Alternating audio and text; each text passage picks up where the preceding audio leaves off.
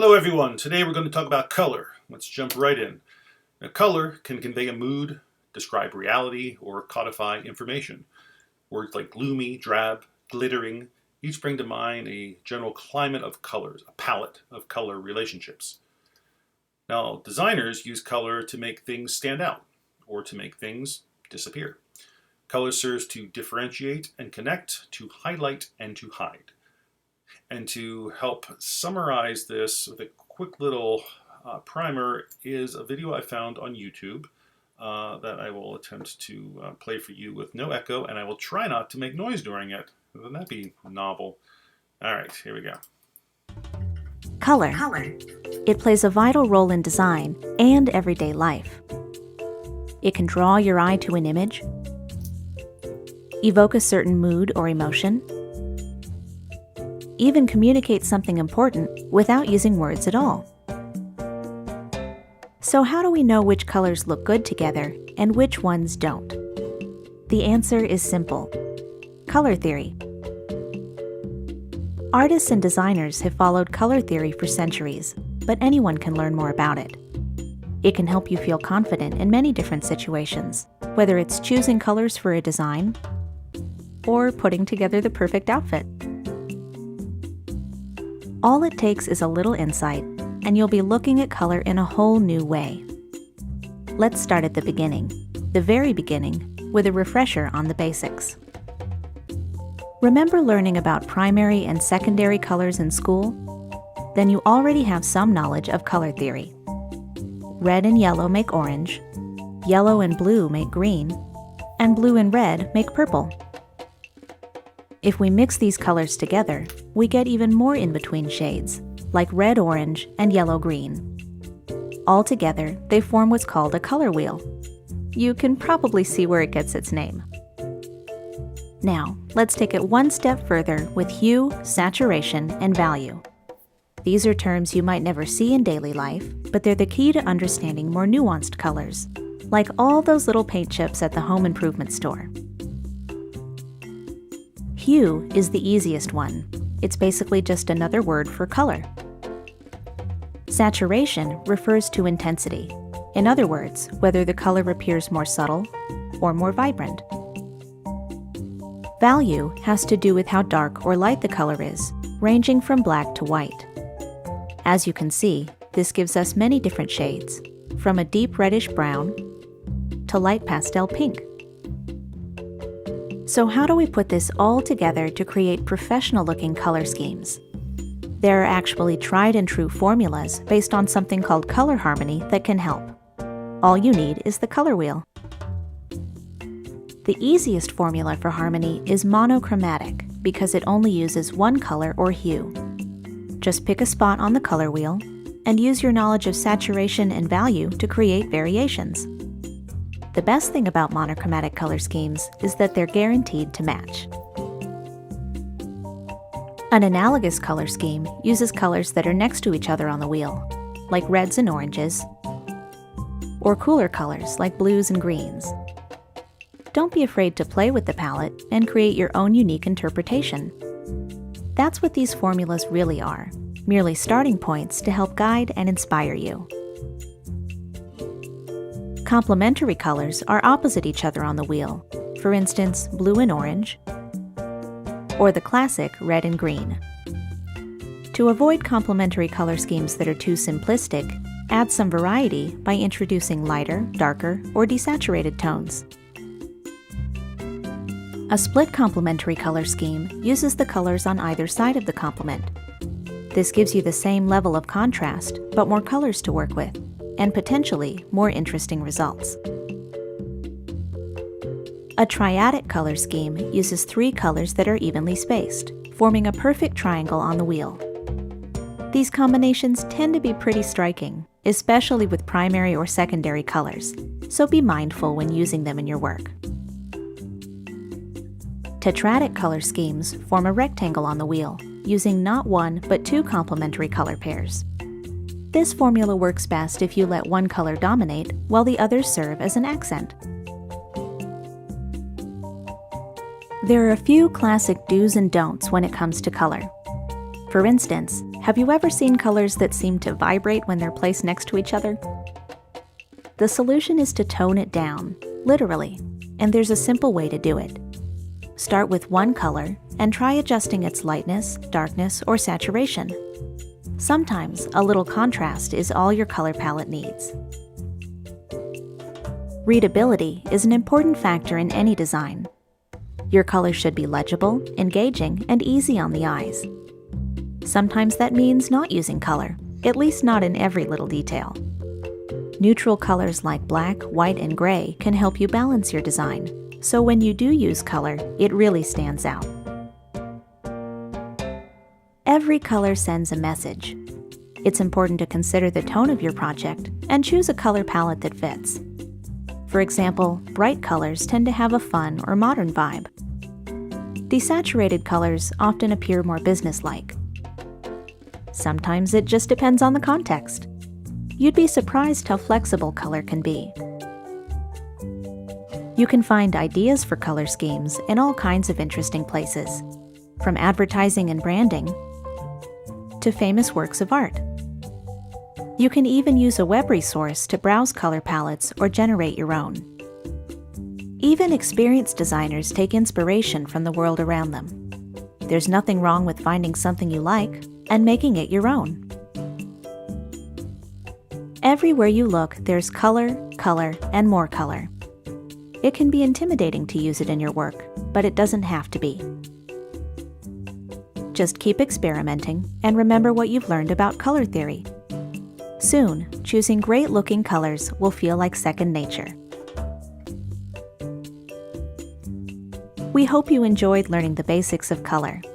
Check out the rest of our design topics, including typography, images, and composition.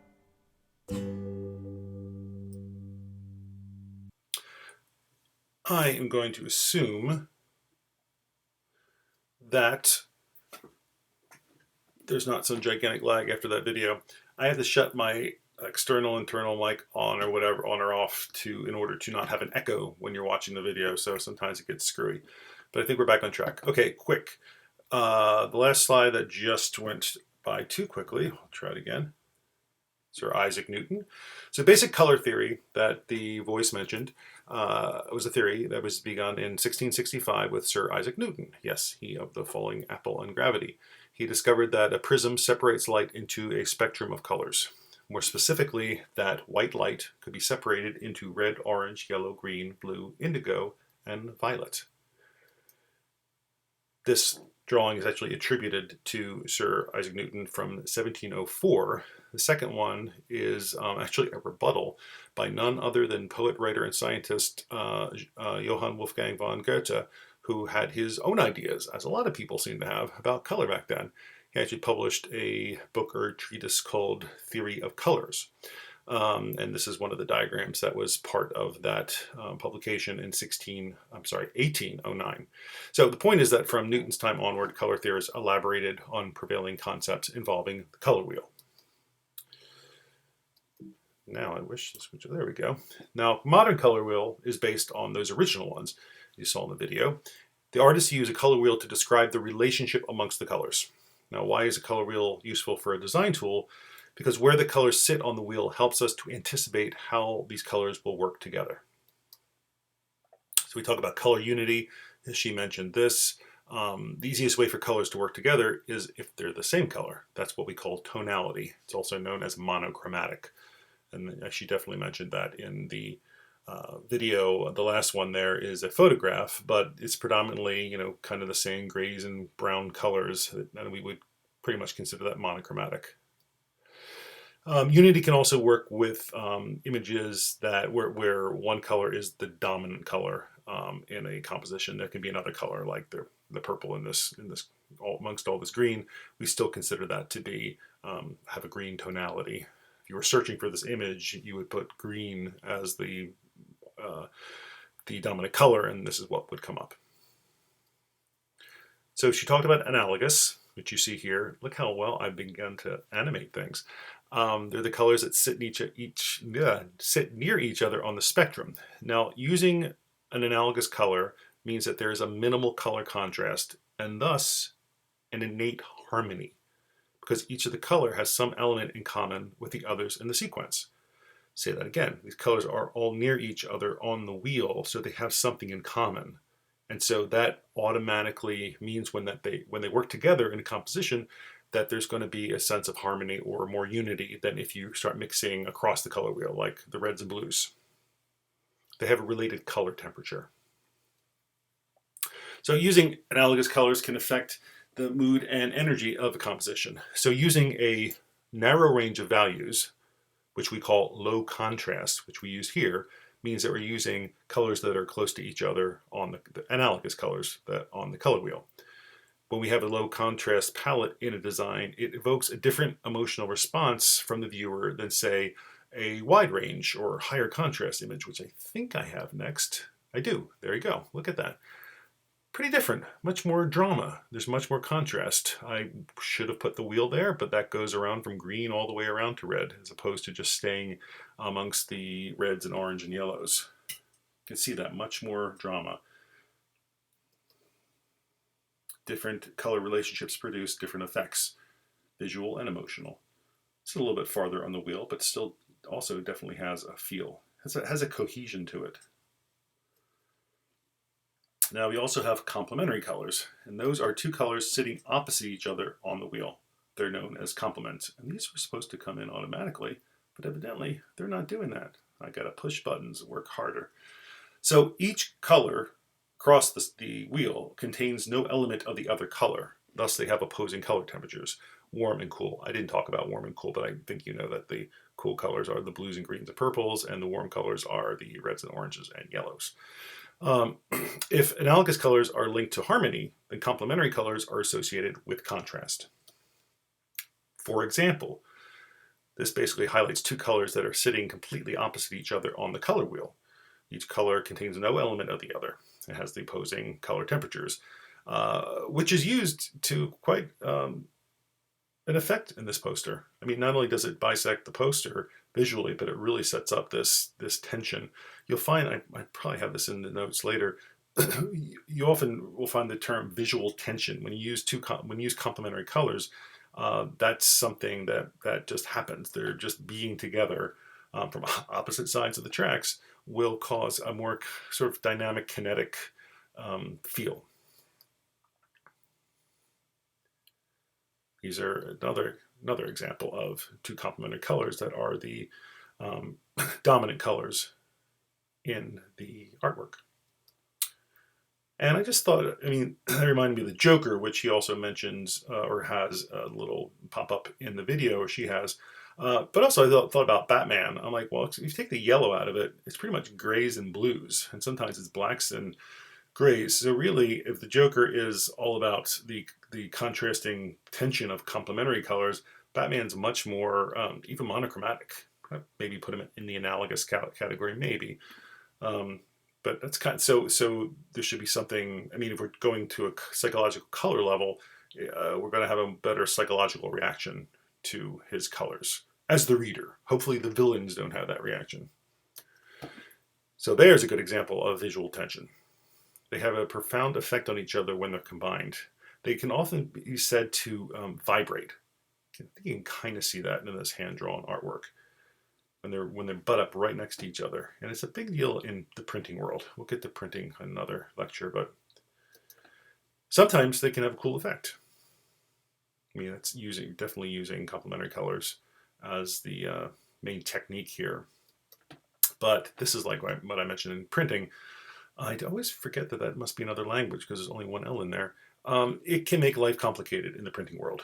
You can see where each one of those, not as much the yellow and blue, but the red and the left, the right and the left, you can really see that vibrate. And that's something that you're looking at on a screen, obviously, but that also happens in printing, and it's not good. So how do we fix that? We use a split complement, which I think she also mentioned in a video, and that just literally means going across the color wheel and then going one over. So, for example, we put those on top of each other. You can see that vibration on the left where the red meets the darker green. If we put the lighter green, it disappears. And I would say for me, I mean, it's hard to not think of these as Christmas colors or holiday colors, but I'm a big fan of that lighter green with the red personally. I never really put my finger on why I like it much more, but it is, there's something just slightly softer and more, there's something friendlier about it to me.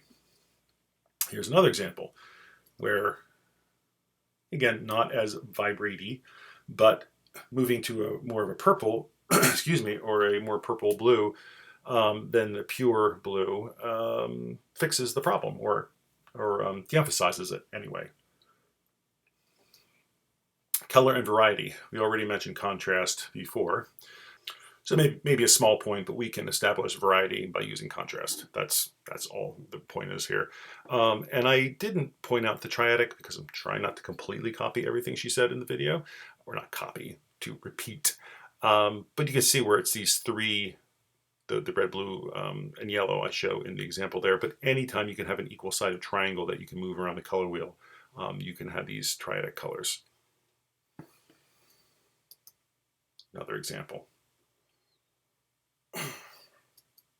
Okay, so this was a great, I mean, it's a lot of different color wheels. If you Google color wheel, you're going to get like a zillion versions. And I thought this one was really cool because the outside ring shows all the colors.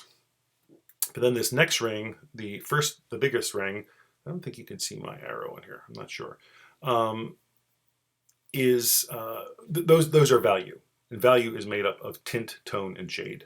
Basically, tint is when you mix white, tone is when you mix gray, and shade is when you mix black. So basically those are all versions of value, or they make up value. So the outer ring you see is tint, and then tone, and then shade. So I thought that was pretty cool. All you need, you're done. Now you're a designer. So tint, basically just add white to a color, and that makes a tint. Tone moves towards a neutral gray. Now, I sometimes have a hard time differentiating this with saturation. Saturation and tone are supposedly not the same thing, but I think they often achieve the same effect. Saturation is more about taking color out, but it's also about moving it towards a neutral gray, so I get kind of confused. I do think sometimes when there's too much terminology, which maybe I'm filling your head with right now, it gets to be like just confusing. So value, you have tint, tone, and then shade. Okay, so I say, oh, it's a darker shade of red, or it's a tint of red if it's more of a pink. This is from the text. Oh, actually, you did have this reading, so I think this is a pretty good little diagram showing shade, tint, and saturation. See, saturation, also called chroma, is the relative purity of the color as it neutralizes to gray, which sounds a lot like tone to me.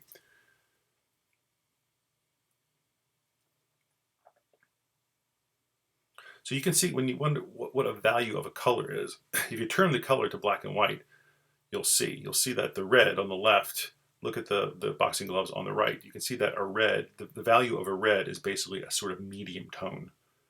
The value of a skin color is a medium light tone. When you bring everything back to black and white, it kind of puts you on that value scale of white to black and everything in between. Saturation is the brightness or dullness of a color. So we have basically 3 colors on the left and 3 colors on the right. It's their desaturated version. And saturation is what comes into play a lot when you're working in Photoshop. So it is something that's good to know. And there actually is a lever called saturation. So you'll use that as much as you use a lot of things. It's a good example of, I wish that was higher resolution, but that design is really interesting. The colors on the bottom are sort of the desaturated versions, and the one on the top are the saturated. The one on top are the desaturated that are used in the design. I think it has a really interesting feel to it. There is something about desaturated that kind of gives a little bit of age to something, and that's not always the case. Or age or sophistication, sometimes just an elegance. And I think I have more examples of that coming up. Oh, let's speak of the devil. I mean, lots of movies have used, although that might be the same movie. I think that might be both be Saving Private Ryan. But you've seen this in a lot, particularly war movies, where they try to up the serious quotient of the movie by desaturating the colors. I think sometimes doing that gets rid of a lot of the distractions that color can add. And I think these superhero examples are great because in a comic book, these primary colors, or even, are fine. And even on our classic Linda Carter in the center there, that worked in its own way for television. But when you're really trying to bring something to life, those colors just don't really work. So we have the modern Wonder Woman with her very desaturated colors. Similarly, I mean, if the guy on the right was wearing all the colors on the left, it would, I mean, they've tried that. There was lots of superhero TV attempts, specials in the 70s and early 80s that try to do it, and they just really look bad. Here's some examples of extreme saturation, overly saturated imagery, and it strikes me that one of the reasons they do this, that this technique is done, is to heighten the reality. In the case of Wizard of Oz, it's this fantastical world. In Amelie, the one at the top right, top right, she's often in her head, and the whole movie is these gorgeous. You've never seen it. It's like one of my favorite movies. Gorgeous colors, and also heightened. I mean, the style of the movie is very much breaks the wall of the camera between the viewer and the audience. And I'm not sure what the one on the left is. Looks something Blade Runner-y, but probably some kind of sci-fi. Whatever it is, trying to heighten the reality, which brings back to these two examples. If you compare the two, I mean, I'm sure there's been papers written about this, but the idea of how we associate the past with muted colors or with black and white, and I'm not sure if it's, I think it must come from us living in a world where there was only black and white photography in the past, that we do that. But I do also think what I had said earlier about getting the distraction of color out of it is also holds true.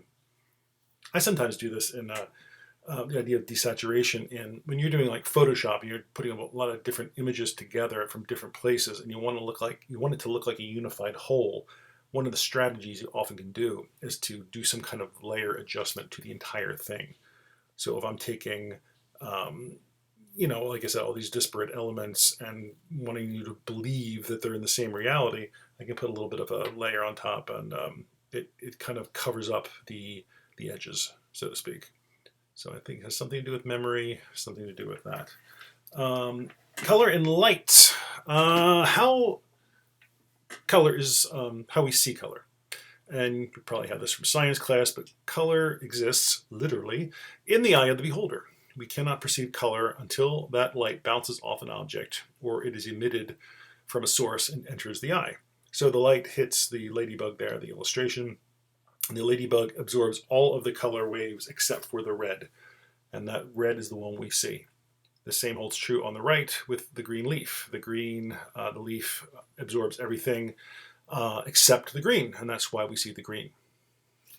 So if you missed that day in science class, there you go. There's a larger ladybug. Okay, now I'll get into some characteristics of color. Color and light. Our perception of color changes. It depends on the brightness and character of the light around it, the ambient light. Ambiance. Ambient light, it depends on that as much as it does the pigmentation of physical surfaces, which sounds awfully fancy. It just means that on the left, we see that sort of terracotta color above the arch. That is the pigmentation of physical surfaces. It means what the color is, what it, quote, really is. But then on the right, depending on the time of day, that can totally change how we perceive that color. So how we perceive it is a combination of what is actually the pigmentation on the object and what the lighting situation is. Very often direct sunlight. The one on the left is direct sunlight during the day. The one on the right is either dawn or dusk. And night would be have little or no light because the color is muted. And then we're dealing with artificial light, which is a whole other thing. Color and perception, how we perceive color. I try to go through these fast, and this is getting on the longer side. How we perceive a color changes depending on the surrounding colors. You might not think so, but that green dot is the same color on the right and the left. We just see it more brightly on the right because it is set against a complementary color. So it's about perception. Same thing happens here. Well, same thing, but different. With hue, that taupe colored line in between each of those boxes is the same color. But I think that one in the center with the tan, that seems super green to me. Hope maybe you see it the same way. I feel like the one on the right is more yellow, and the one on the left kind of goes towards blue a little bit. But those are all the same color. They just look different depending on what color they're with. That's more complicated. I think we'll talk about that in class. Another characteristic is intense color may appear more dull when placed against a color of the same value or the same intensity. So the gold and the green are closer in value, and so that gold actually appears duller than it does when it's against the white. Similar but different, vibration in color, not unlike we see with complementary colors. The green and the blue, because they are the same value or close to it, we get this bit of a vibration, and not the one on the right. That's on the yellow color. So if, for example, I wanted to put some type in there, like the name of my company or something like that, if I wanted to use green, putting the green on the blue is going to be a lot harder to read than putting the green on the yellow. Another characteristic is a light color will seem brighter when placed against a dark object or a dark background. So the one on the right appears brighter to us than the one on the left, even though, once again, and I'm not fooling you here, I'm looking at these now and thinking, I can't be the same color, but it is. And color and value, which we've been talking about, but when there's the same idea, except when something that's neutral is on a white background versus a black background, the one on the darker surface is going to seem brighter. So, in other words, the dot on the right seems brighter to us than the one on the left. Quickly, colors and emotion. Colors can evoke feelings of warmth associated with past experience, not unlike what I said about the Saving Private Ryan clip or still image. And you can read those on the opposite end.